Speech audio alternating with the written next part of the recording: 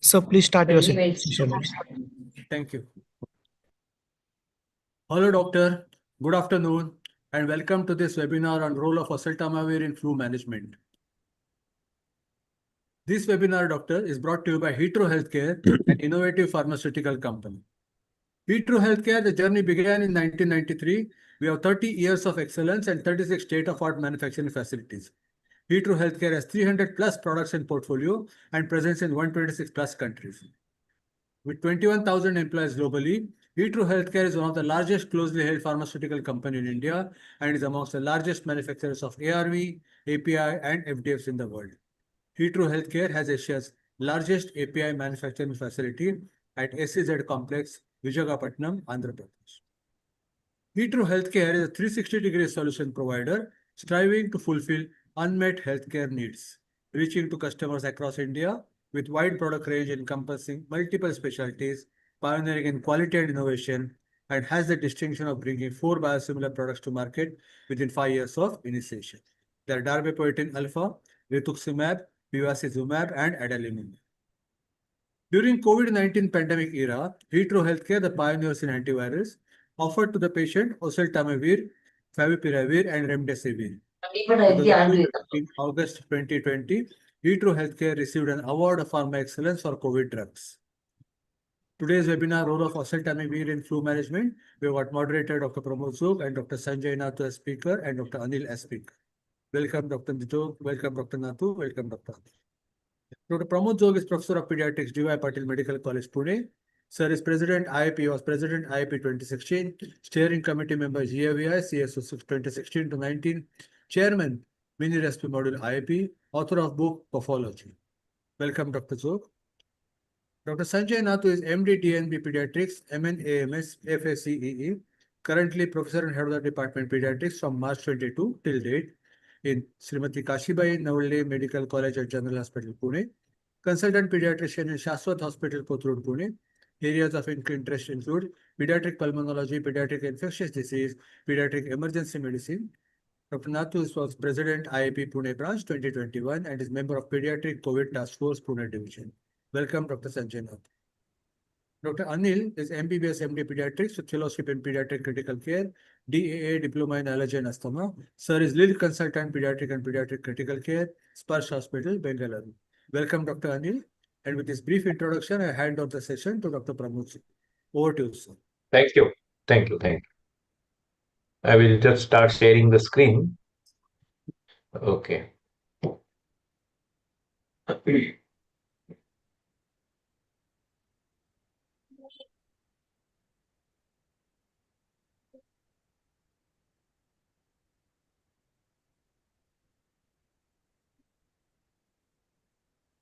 Are you able to see the screen?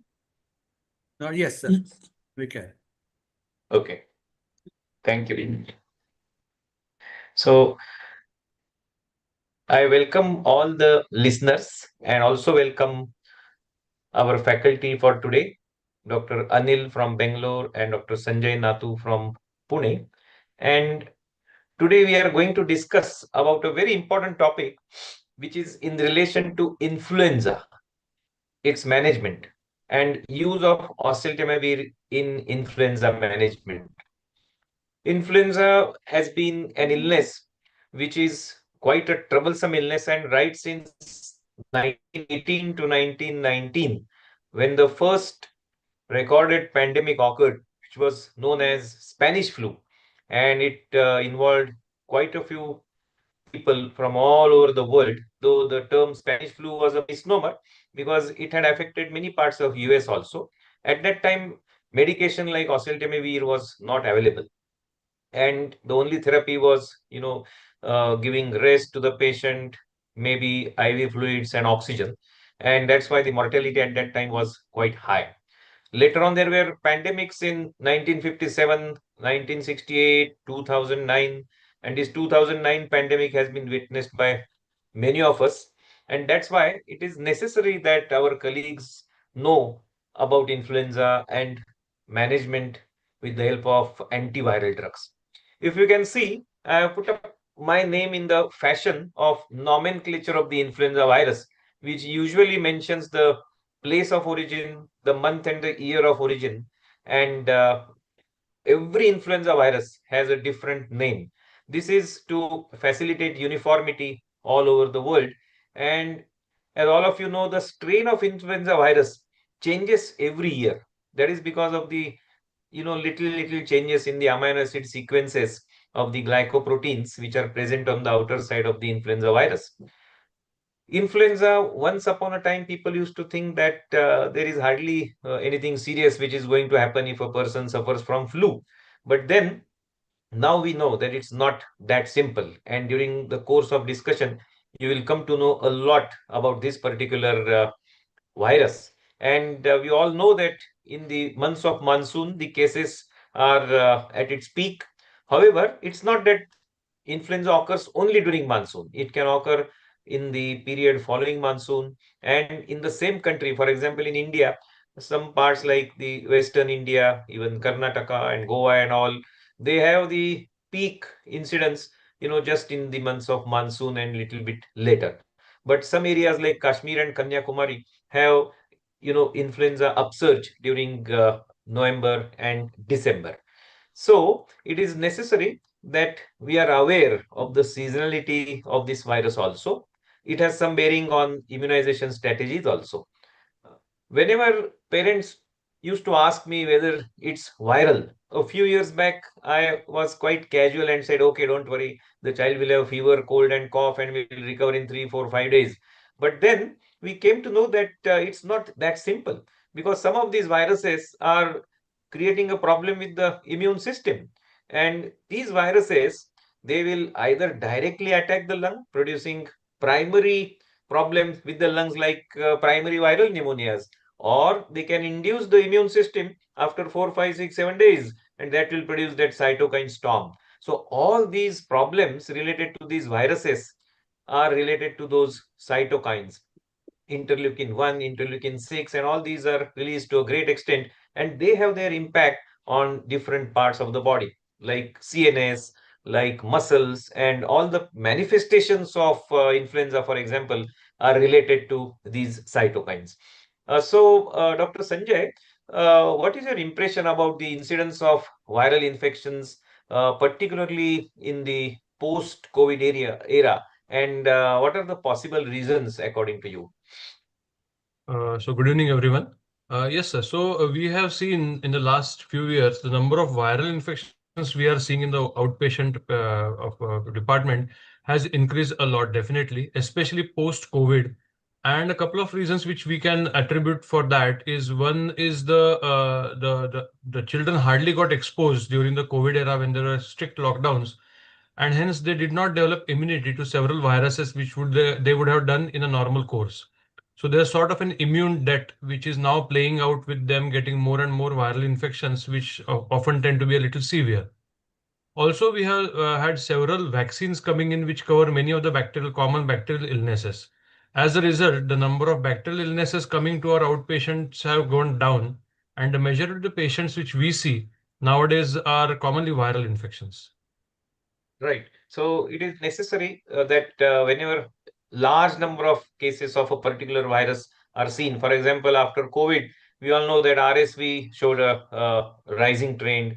Some areas then had adenovirus. Some areas where measles immunization was on the lower side, they had outbreaks of measles. Even we had that hand, foot, mouth disease. So all these diseases, during the COVID times, there was no immunity against these viruses, and that's why after COVID started declining, these viruses they started surfacing up. I will just tell you about a case. A 3-year-old boy came with fever, cough, cold, and progressive breathlessness over 3 days. He was tachypneic and having hypoxia, and the X-ray of the chest showed ARDS. Okay, the peripheral pediatrician who referred this particular child, did not know much about the pathogenesis, and he had started with n number of antibiotics. Okay, and when he landed in our PICU, we understood that this is most likely to be influenza. So this child had received everything but Oseltamivir. Okay, so this child was ventilated and he received Oseltamivir, supportive therapy, and the throat swab showed H3N2 positivity. He was ventilated for 3 days, and fortunately, he improved. Actually, after this case, we had a discussion and we discussed about the role of oseltamivir and whether we can use oseltamivir, early in all those children. These were the days when oseltamivir, influenza and all these discussions were in their initial stage. So, in a previously healthy child presenting with cough, cold, and fever, progressing over 3 days, whether a treating clinician can prevent this particular progression, particularly whether he can give oseltamivir upfront in the flu season. So there are quite a few areas where one needs to be clear and there should not be any confusion about whether this problem is bacterial or viral, whether this virus is a simple benign virus like rhinovirus, or whether it's something where we should be worried like adenovirus or influenza. If it's influenza, what is the type of influenza? And if it is so, whether I should start oseltamivir upfront to play safe. Okay. So we are all aware that during the monsoon, as I told you earlier, there are quite a few influenza-like illnesses. And influenza is the father of all those influenza-like illnesses because of the reasons which I told you earlier, particularly related to those cytokines. So this child will have severe headache, the child, might get severe weakness, and the child will have muscle pain. And many times the parents have to literally lift the child. Even an older child has to be brought lifted. And this is what differentiates influenza from other viral illnesses. And the mortality and the morbidity related to influenza are constantly on the rise. One should also know a bit about the types of influenza viruses. And it's quite interesting to note that this influenza A, B, and C are the three main types. And influenza A produces frequent epidemics. These are due to the minor antigenic variation because of the change in the amino acid sequence in the H and the N glycoproteins on the outer side of the influenza virus. There are periodic pandemics, which I told you there were 4 pandemics till now. These occur because this influenza A attacks not only human beings but also the birds and the animals. So whenever two different viruses, from one from bird, one from the human beings, mixes up in a third party like a swine, that is a pig, then a novel influenza virus comes up. This is what exactly happened in 2009. So even the name of that virus includes novel influenza virus 2009. Okay. So that was a pandemic strain. And this particular virus, when it comes into the atmosphere, people don't have immunity against it. And that's why it spreads like wildfire. Influenza B, on the other hand, infects only humans. So it doesn't produce pandemics, though it will produce local epidemics. So whenever you look at the types of viruses at that particular moment in the atmosphere, we will come to know that there are some influenza A viruses and some influenza B viruses. And WHO usually gets the report from regional centers and then decides the strains to be included in the vaccine for the forthcoming year. And as I was trying to tell you, these two glycoproteins, H and N, they are known as hemagglutinin and neuraminidase, HA and Na, out of which hemagglutinin HA is responsible for attachment of the virus to the respiratory epithelial cell. The RNA, this influenza virus is an RNA virus, means it contains RNA, and this RNA enters into the respiratory epithelial cell, either of the human beings or the birds or the animals. Once it enters inside, then it replicates. So the RNA will produce its own copies. Now, these viruses, as all of us know, either they are RNA viruses or DNA viruses. Influenza is an RNA virus. So it will dictate the DNA of the respiratory epithelial cell to produce similar copies like the influenza virus. Hundreds of copies will be produced, and these need to be separated with the help of a molecular scissors. Okay. And after separation of these various virions, these virions then they get out of the respiratory epithelial cell and infect other respiratory epithelial cells. And this particular release of virions from the infected respiratory epithelial cell and attack of the other respiratory epithelial cells is prevented by oseltamivir. So oseltamivir is a neuraminidase inhibitor, and that's why it's very, very important that we know the basis of use of oseltamivir. And then Dr. Anil, I would like you to tell our listeners about your impression about the update in the epidemiology and the circulating strains of influenza viruses, particularly in your area, in Yes, sir. pediatric. Yeah. Good evening, everyone. So, like starting this monsoon, we have had multiple cases of influenza being admitted, being treated, and it was almost an epidemic over here. And probably over the last 15 days, things are a little better, but we did see a lot of influenza viruses. Like Sarah's already told us, there is types of influenza A, B, and C. Majority of the flu viruses that we saw here were belonging to H3N2, and yes, H1N1 variety also were seen. Influenza B, yes, we did see influenza B in small percentage of patients, but majority was influenza A, the subtypes being H3N2 and H1N1. H1N1, if you see here, it also comes with a PDM09. So this was the virus or a sudden shift which happened in 2009, which led to a pandemic. From then on, it's become a epidemic virus which have been there. So if there is a slow shift, slow drift of the viruses, that's the hemagglutinin and the neuraminidase, if it keeps changing only by a small bit, then we do see a small change like H1N1, H3N2, H5 and all that. But H5 currently we are not finding it in circulation. But if there is a sudden shift in the glycoprotein from H1, it becomes H9, then it will give rise to a pandemic where majority of the population may not have immunity and this will spread everywhere and that will give rise to a pandemic. So currently we are having epidemics of H3N2 and H1N1 currently. Thank you. Now, one should also remember that flu virus is a highly transmissible virus. There is a concept of what is called as R0 or R naught, which is related to the infectivity of the particular virus. That means the ability of the virus to infect others. And the influenza virus has a strong ability. So as compared to these viruses like RSV, COVID, this particular virus also is highly transmissible. So when one person gets infected, this particular person has the ability to infect many other people and in very short period.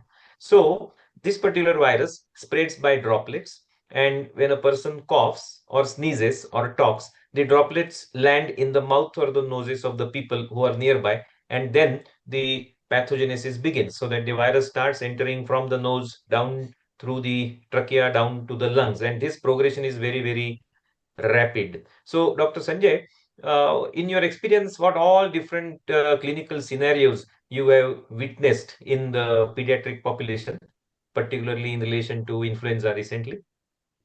Yes, so as we discussed last 2-3 months, we have seen a lot of cases of pneumonia, of influenza.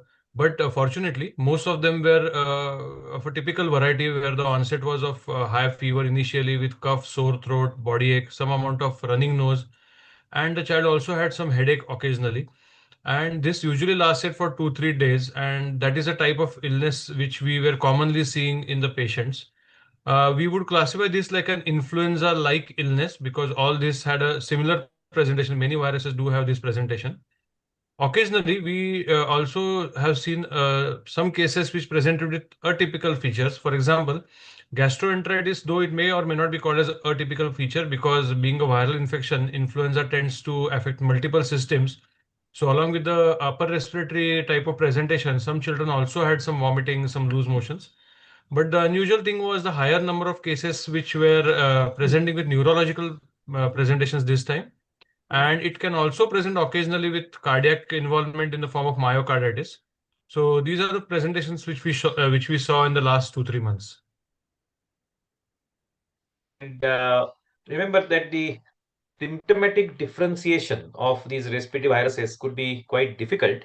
And many of these viruses have a similar presentation, though viruses like COVID, we know that, they had a special feature of the loss of the smell or loss of the taste. And that was because, right at the entry of the virus into the nose itself, it used to affect the nerves. And Dr. Anil, that you are working in intensive care setup, it will be quite relevant that you tell us about the emergency warning signs of this illness, particularly because we also need to inform about these to the parents. So could you just highlight in children? Yes, sir. These emergency warning signs or so-called red flag signs are very, very important when we are seeing children because we don't know the course of illness. Suddenly, there can be decompensation or sudden deterioration or complications can happen. So I think as pediatricians, when we are seeing the lesser sick ones, we should always educate the parents about these red flag signs, what to watch out for.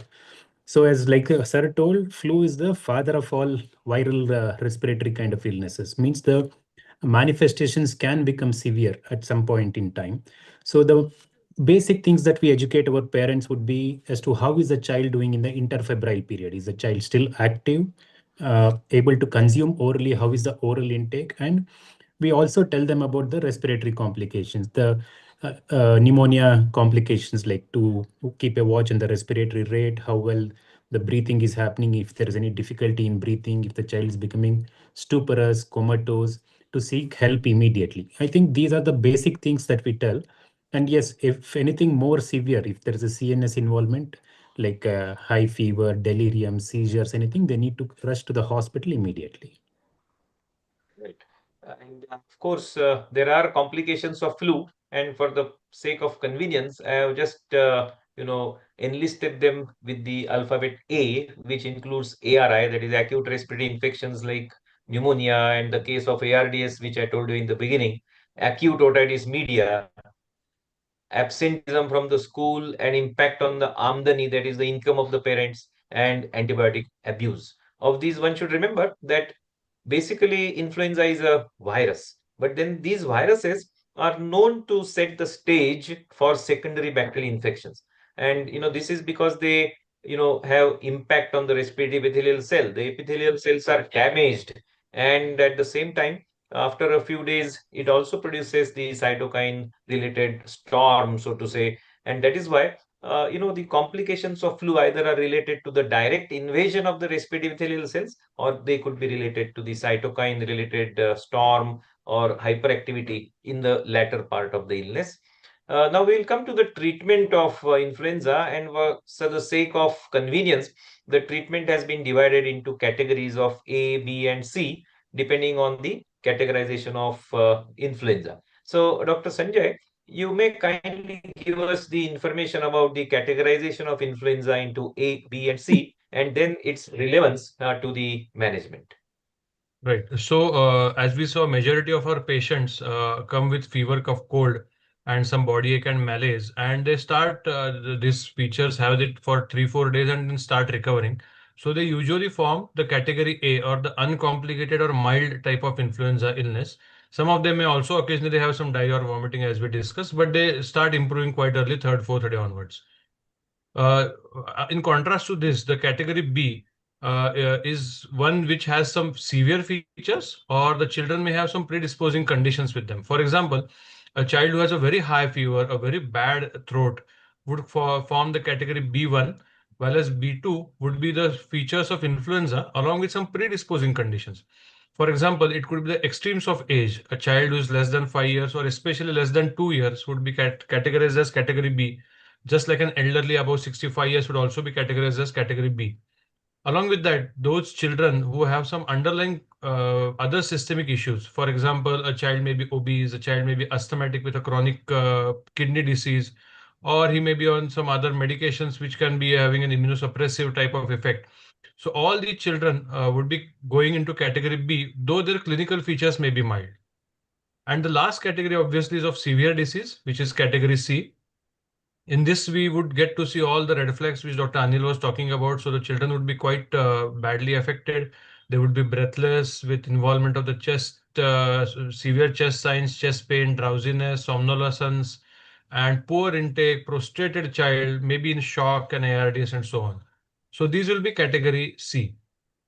As far as managing these patients is concerned, if you look at category A, it is basically only supportive management. So you need to isolate the child, obviously. The child should have adequate rest. Lot of fluid hydration is very important. And all you need is paracetamol for symptomatic relief of fever. And that is all that is required. You do not need any additional treatment for a child who is falling in category A, which is the majority of our patients actually. As far as category B is concerned, these are the children with severe features or those with predisposing conditions. And in this situation, we would be advised to start antivirals as soon as possible, preferably within 48 hours. Of course, the supportive treatment will go on. And about the testing, these category B patients may or may not be tested. If it is feasible and affordable for the patient, you can get them tested. But the test is not imperative and not required for starting early antivirals. So you can empirically start the antiviral in category B. Category C obviously are going to be indoor patients admitted to the probably the PICU or the high dependency unit, and they would require aggressive supportive management, and definitely early antivirals would be required in these patients. So in short, category A, home isolation and supportive treatment. Category B and C, early antivirals. Category B may or may not be tested. Category C definitely should be tested. Okay, thank you. We'll just have a quick look at this molecule oseltamivir, about which I just mentioned in the beginning. It's a neuraminidase inhibitor, and that is critical in stoppage of the release of the virions from the infected host cell. And basically, this drug is a prodrug which is converted to the active form oseltamivir carboxylate in the liver. And this was the first oral neuraminidase inhibitor which has been approved in more than 100 countries. And even CDC and the American Academy of Pediatrics have approved this medication. We have already seen the categories of treatment and the recommendations for the use, particularly in category 2 and 3. So now I will just tell you a bit about the dosage and the recommendations of this medicine. So for therapy, it's used for 5 days, and for chemoprophylaxis, it is used for 10 days. In adults, the dose is 75 milligram capsule twice daily, and the prophylactic dose will go on with 75 milligram capsule once daily, while the therapy will be for twice daily. And then children, they receive this medication in the weight bands. So right from infancy up to the weight of 40 kg and above, they receive it in particular dosage. Again, the therapy is for 5 days and chemoprophylaxis is given for 10 days. Dr. Anil, we always say that oseltamivir is to be initiated early. So how does this early initiation of oseltamivir influence the clinical outcome, and whether we need to give oseltamivir even for a child who comes relatively late to our hospital or to the OPD? Yes, sir. If you look at the pathogenesis and how this virus spreads within the body, like sir explained, it is based on the neuraminidase, which is a molecular scissor. Means basically this is the enzyme which helps in releasing of the virions from the infected cell. So in millions of capacity, it releases these virions, which will go and affect the newer cells, so that there is a spread of viruses. So by using this specific antiviral within the first 48 hours, we are going to inhibit this neuraminidase. So thereby we are going to reduce the number of copies of the virions which is released in the system. Number one, it shortens the duration of the illness by almost 1 to 2 days. So anybody who has gone through the illness, we know that how important these 1 to 2 days shortening of this viral illness, it will definitely benefit. Second, it will prevent the spread of these virions from spreading into other cells of the body. It may be a progressive pulmonary kind of a spread or spread to other organs in the body, so thereby limiting the complications of the illness. So all this said and done, for patients who present to us on day 4, day 5, or further later in the illness, again, I think these are the ones where probably the spread has become too much or the complications are about to start. So even in these patients, even if it is beyond the 48-hour window, I think we should go ahead and start them on oseltamivir to give them the benefit and to prevent them from going into complications.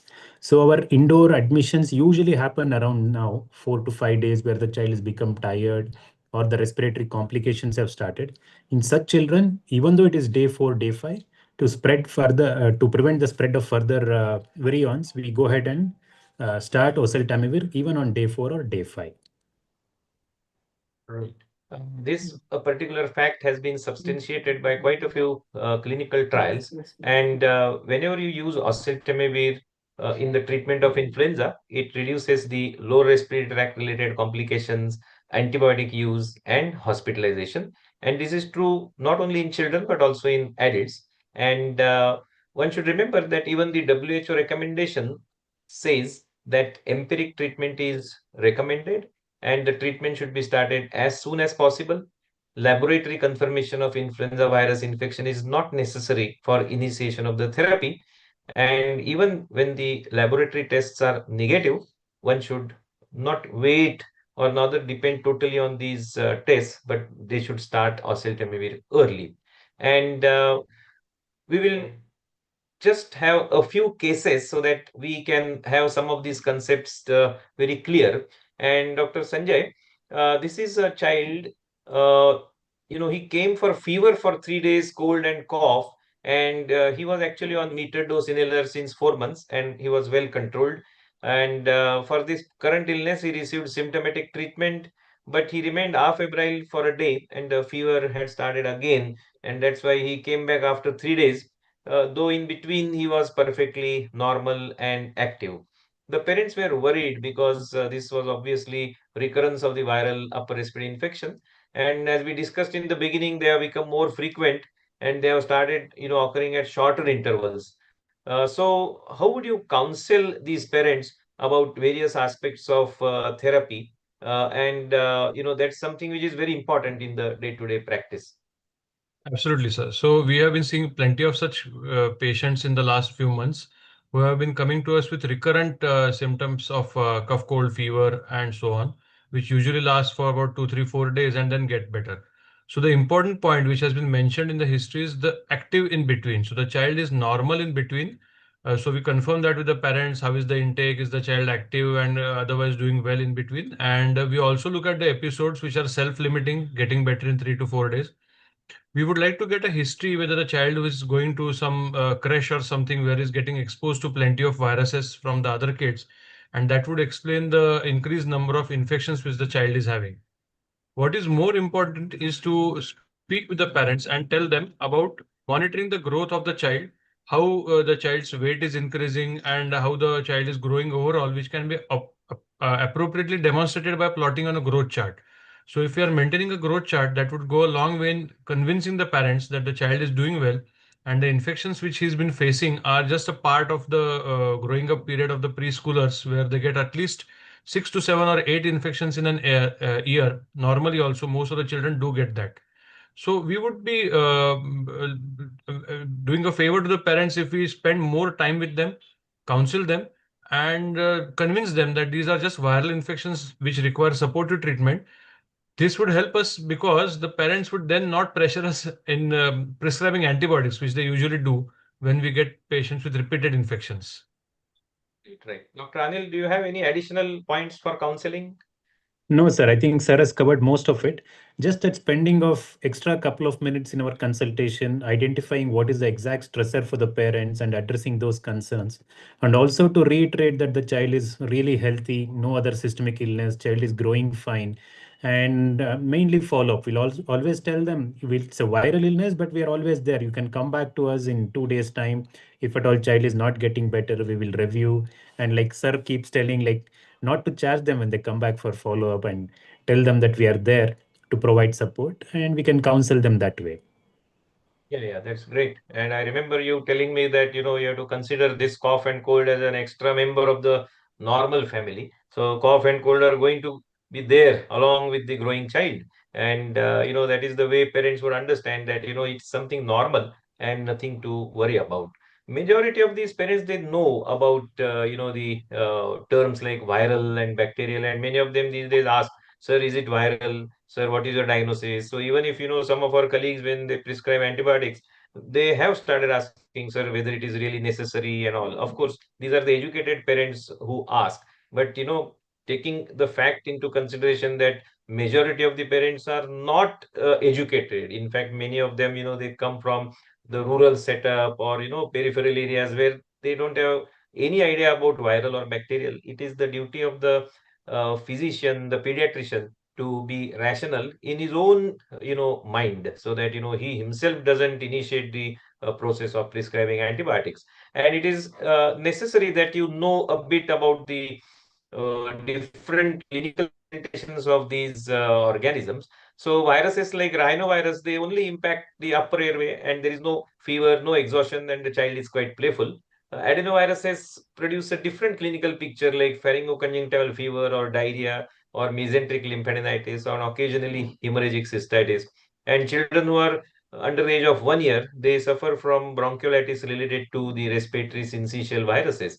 Bacteria like group A beta hemolytic streptococci, they usually attack the tonsils, producing follicular tonsillitis, and there is tenderness in the cervical nodes. And bacteria like pneumococci, they will produce pneumonia, where the child will have fever, grunting, and tachypnea. And staphylococci will produce a rapidly progressive illness, and the child could be toxic. And organisms like mycoplasma particularly attack older children and children present predominantly with cough. And this knowledge of these viruses and bacteria, helps us to make an educated guess about the organisms, so that we can decide whether we need to give antibiotics or no, and whether we need to monitor in a particular way, either in the hospital or in the ICU. This is a child came for fever of high grade since 5 days, and the child was not settling with oral medicines. And on admission, the child had tachypnea and needed oxygen support. And the total count was 1620. The platelets were 1,32,000, and liver functions were mildly deranged. And the nasopharyngeal aspirate, the swab showed H3 and 2. So he was diagnosed as a child with influenza with low WBC count and low platelet count. So, Dr. Anil, now I would like you to just analyze this particular case, so that our listeners would get an idea as to when a child comes like this, how to proceed right from the OPD up to the admission. Yeah. Yes, sir. This is the very typical picture what we got in this year, this season, this flu season. This is the typical picture, especially ours being a little referral unit.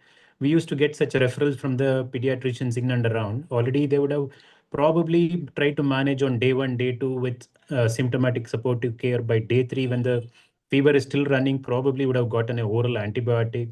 And by day four, day five, when things worsen, they would be referred for further management. So when we see such a child on in our ER or for admission when they're referred, we look at them. This child is probably little sicker child who's already little tachypneic, requiring oxygen and all that. So definitely this is a pneumonia management. And with the background of this epidemic of flu season that's going on, definitely we need to keep a possibility of influenza related lower respiratory tract infection here. So we would start this child on IV antibiotic also, and at the same time, Oseltamivir also will have to be started. And in probably in some time, we will get back the X-ray and all the blood reports to review.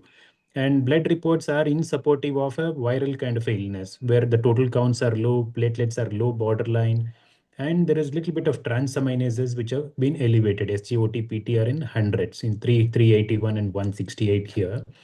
So even though the possibility of a viral illness is there, on day one, day two, when the child is sick, it is prudent that we continue with the appropriate antibiotic, probably augmentin, so co-amoxiclav in this situation.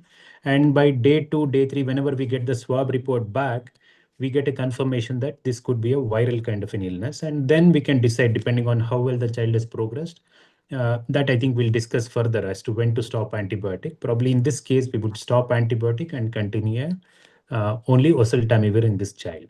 And not to forget, because SGOT-PT is high, we should not be forgetting our old friend dengue, because we have had some cases where dengue, even though the mode of spread is different, we have had co-infections, dengue also being positive, especially in the height of monsoons, we have had this. Now, this was another child who also had H3 and another child also who came with presentation of similar nature, but the CRP was on the higher side, and the swab showed H3 and 2. And Dr. Sanjay, what are the factors on which the clinical response to oseltamivir depend?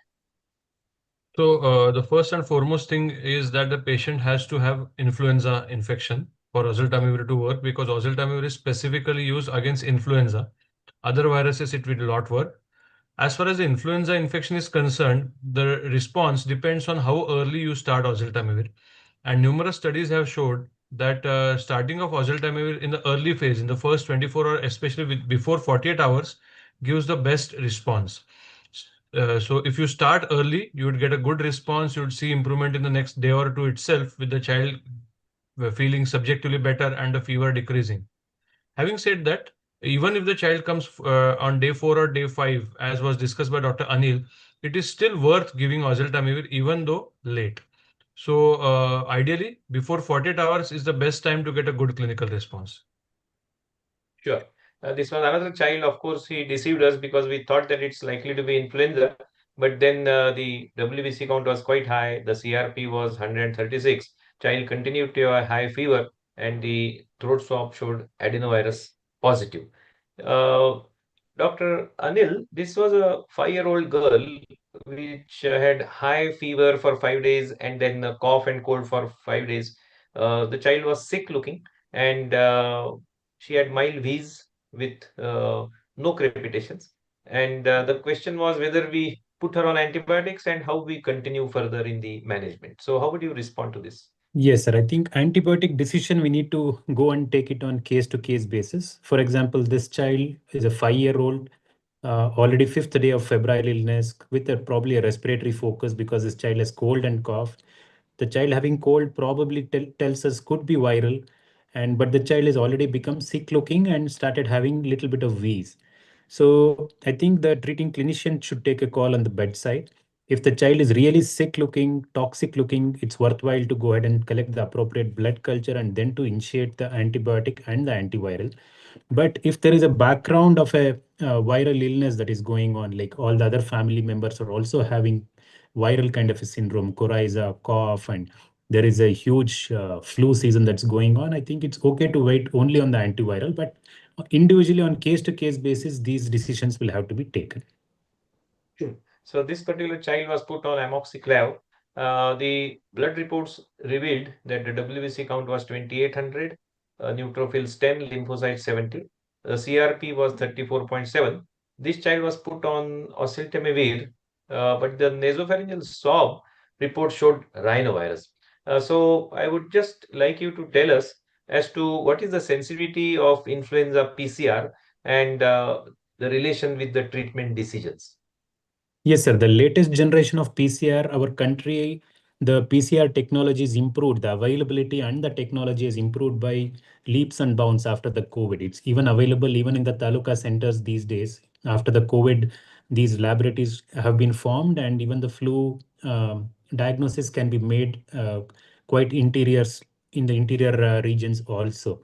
So in such a situation where we are getting a multiplex PCR done and some other virus is reported positive, like for example, rhinovirus is reported positive here. We know that rhinovirus, it's not fitting into the clinical syndrome here because rhinovirus will cause a localized syndrome, probably little bit of rhinorrhea, little bit of mild fever. Wouldn't explain this 5 days of high grade fever and the child looking sick. Here, I think we need to take it with a pinch of salt. Probably it is an innocent bystander or a co-infection. But if there is a community backdrop of a severe epidemic of flu going on, and our clinical acumen says that this is our clinical thing is probably viral respiratory infection, I think we should go ahead and continue oseltamivir in this patient. Coming to the sensitivity, if it's a very well taken swab from the nasopharynx, deep in the nasopharynx or from the throat, then the sensitivity is as high as 95%. So I think if it is positive, we need to go ahead and treat uh, these infections. Yeah. Thank you. Dr. Sanjay, this was a 7-year-old daughter of IT sector parents, and the girl had high fever for 3 days. There was throat irritation. The child had examination in the school 2 days later, and the throat showed mild congestion. The child was put on paracetamol, but flu and adenoviral infections were going all around, and some of the neighbors of these parents, the children were suffering from similar respiratory infections and they had missed school days. So these parents, being from the IT sector, obviously were very inquisitive and they wanted, the plan of management. So they were interested to know whether I should go and investigate, whether I should, send the throat swab for flu, whether one should start with empiric. So how would you look at this situation and counsel the parents? Right. So if you look at the case scenario, this is a child with a fever for 3 days and some throat irritation with a mild throat congestion.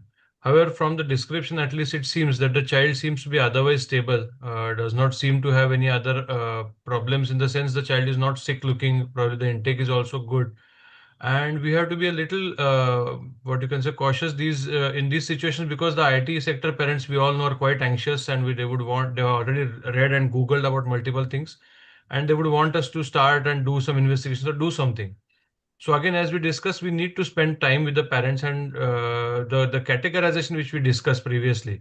So if you look at this patient, this would fall in category A, which is a mild type of influenza-like illness or influenza infection. And this patient would just deserve symptomatic management.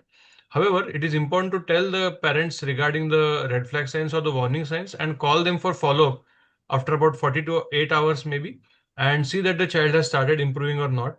I would not be very keen on doing any tests at this stage, at this point of time, because the child seems to be stable, and I would not be keen on doing any swab either. So for a category A, I would also like to not start any antiviral at this stage. Very good. So, even though the parents are from the educated class, one should not, rather deviate from the decision of treating it as a viral infection of mild variety and continue being rational. Dr. Adil, this was a 3-year-old boy, came for cough for a week and high fever for 3 days with crepitations. And this child was put on co-amoxiclav in view of this clinical picture, and he was admitted for persistence of fever. He was put on IV amoxiclav. The WBC count and the CRP were within normal limits, and the throat swab showed influenza A, and that's why oseltamivir was added to the amoxiclav, which was already being given. Now the question was whether one continues with amoxiclav because the throat swab shows influenza, or whether one should stop the antibiotic. So in practice, many times our colleagues have confusion about this particular decision. So how would you guide our colleagues about this? Yes, sir. This is a question relating to antimicrobial stewardship and a diagnostic stewardship here.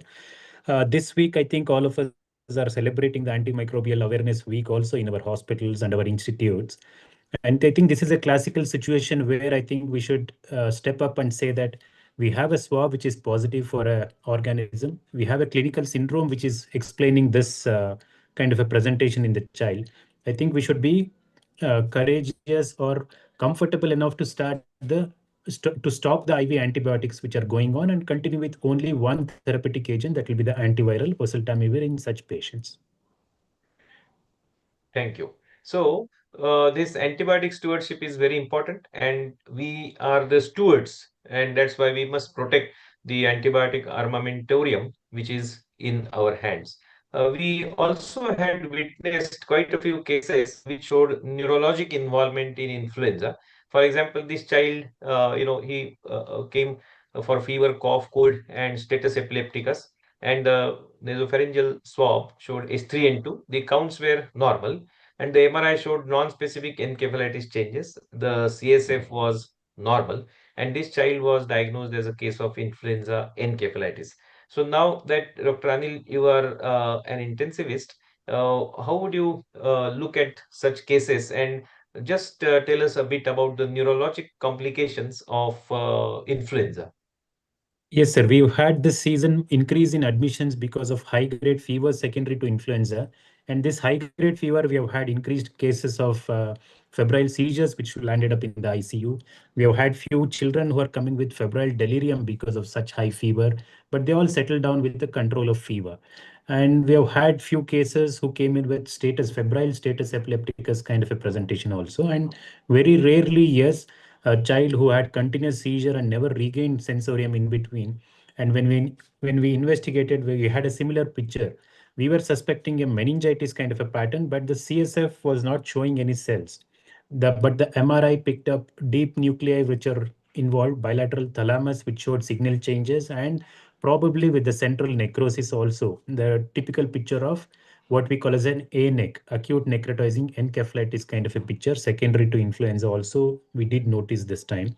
And it was not like sir already has told us that this is not related to direct invasion of the virus, but it's a secondary because of the cytokine storm which is generated by our immune system.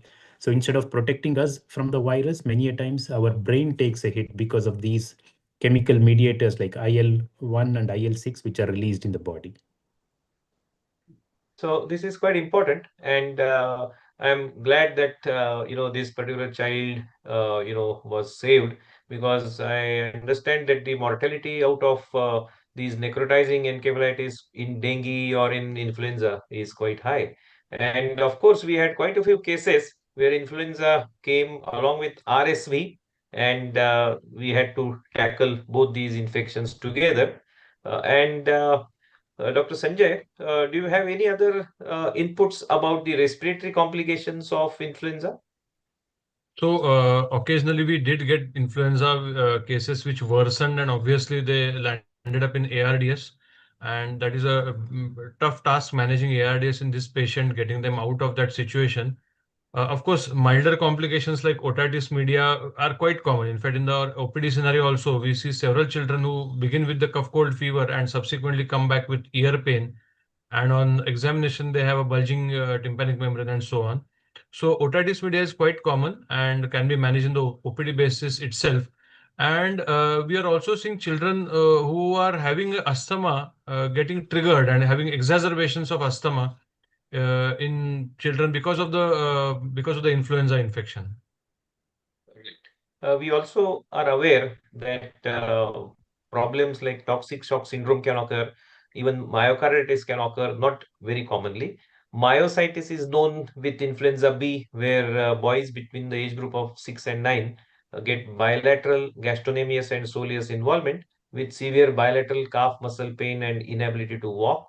And we have seen children with Rye syndrome, where influenza B cases who were exposed to salicylates had a problem which was akin to liver failure. There are a few questions for which I would request either of you to give some quick inputs. For example, Dr. Anil, an elder sibling of an 8-month-old child is admitted with influenza A for LRTI, and the younger one, the 8-month-old child, develops fever. So, will you put this child on oseltamivir, the younger one? Yes, sir. The younger one being a 8-month-old is coming in the high risk zone, high risk category, less than 2-year-old. And we have a elder sibling who is already tested positive for influenza. So for this child, even without going for a swab test, I think we should go ahead and start on empirical treatment dose, not just the prophylactic dose here. When the child is already starting with a fever, better to go ahead and start on a treatment dose for 5 days. Right. And Dr. Sanjay, sometimes, if a child is not accepting the oral medicine, is there any alternative? So unfortunately, there is no other alternative than what we have, that is oseltamivir today in India for influenza.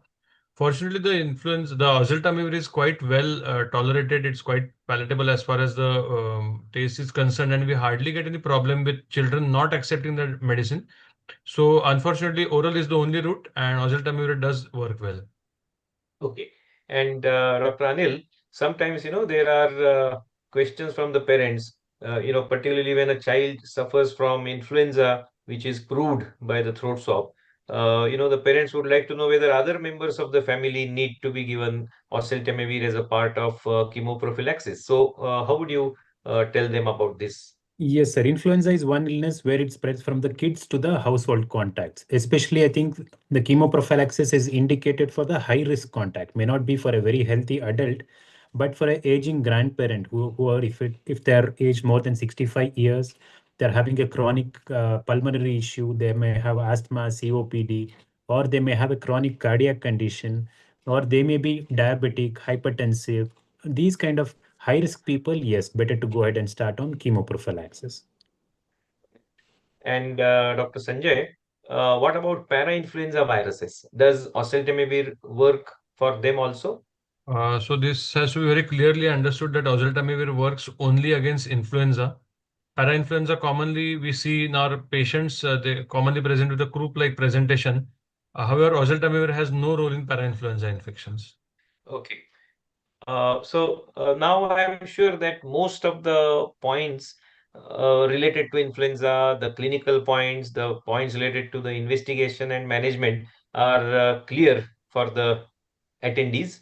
And what we have understood that this is a very fast and a furious virus. Okay, the onset is abrupt, the transmissibility is high, the progression is rapid. Some of them they go and develop pneumonia, some of them complicate as ARDS, and that's why we also have to be very quick. We cannot waste time, in starting the medications like Oseltamivir, particularly in the first 48 hours of the illness. And in addition, we also should take the precautionary measures. We are aware of SMS, that is sanitization, use of mask and social distancing. Also about cough etiquettes, particularly coughing in the elbow so that the secretions do not come in contact with the hands and further they don't spread to the other contacts through the hands. And one should also follow Hasta Pancha Sutri. These are the 5 rules, 5 sutras related to the use of the hand. For example, hand washing, avoiding hand shaking, use of handkerchief, keeping other persons and patients and being away from other persons by hands distance, and also avoiding hand touching. This is very important because influenza spreads not only by droplets, as we discussed earlier, but it also remains, attached to the fomites, the staircase, the laptops, the keys, and so many other things like the tabletops. And that's why it is better that we are aware of all these things. And flu vaccine is something which we cannot avoid, particularly the medical fraternity, the staff members in the hospital, even the ayas and the ward boys and the receptionists and others, they should be offered flu vaccine.